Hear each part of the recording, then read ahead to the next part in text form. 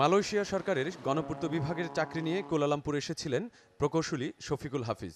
নিজের যোগ্যতা আর মেধায় তিনি এখন জোহর বারো প্রদেশের শীর্ষ সরকারি কর্তা ব্যক্তিদের একজন। For my case, I had 400 engineers interview.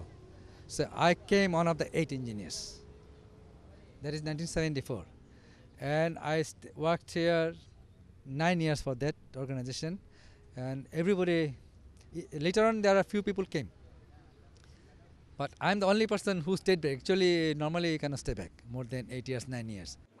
Shafiqul হাফিজ মালয়েশিয়ার সমৃদ্ধশালী প্রদেশ জোহর বাহারুতে সরকারি নিয়ন্ত্রিত জহর কর্পোরেশনের রিয়েল এস্টেট ও হাউজিং প্রকল্পের প্রধান নির্বাহী কর্মকর্তা।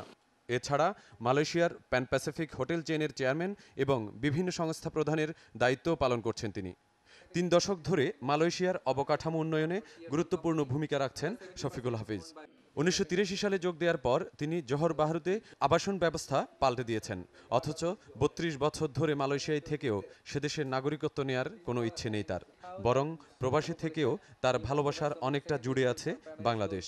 বাংলাদেশের পেছনে পড়ে থাকার জন্য তিনি দায়ী করেন রাজনৈতিক অনৈক্যকে। You are burning whose property? It is your property. It doesn't belong. Government doesn't own, government may own it, but it is yours. So if you ধ্বংস করেন আপনার নিজের property, who loses? You loses. You lose it. I just cannot understand why you do it. হরতাল করবেন, does it change anything? Malaysia, for 32 years I'm here. I don't see any hartal. Singapore no hartal. If I'm not Bangladeshi, for last 32 years, আমার মনে হতো বাংলাদেশে কোনো রাস্তা নাই, কিছু নাই। বাংলাদেশ মানে সাইক্লোন, বন্যা আর naked people. That's what they show in the TV, মালয়েশিয়াতে। I think Bangladesh there are a lot of good things happening, but they don't show it. I don't know, that one, I think Bangladesh, we must make an effort to bring those things or show this thing here. Shafiqul Hafiz মনে করেন বাংলাদেশের সমৃদ্ধির জন্য দরকার স্বাবলম্বী অর্থনীতি। If a foreign person want to come to Bangladesh, they want to come to make money. They are not coming for charity. Charity is another. এই যে America, they give you charity বাংলাদেশে, donation, that is another matter. But that, you cannot make a country's budget based on charity. This, I think, is ridiculous.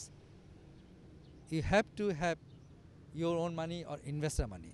So investor come, I want to come to Bangladesh or anybody, I want to make money, whatever money I invest. But the picture I get, this is another thing.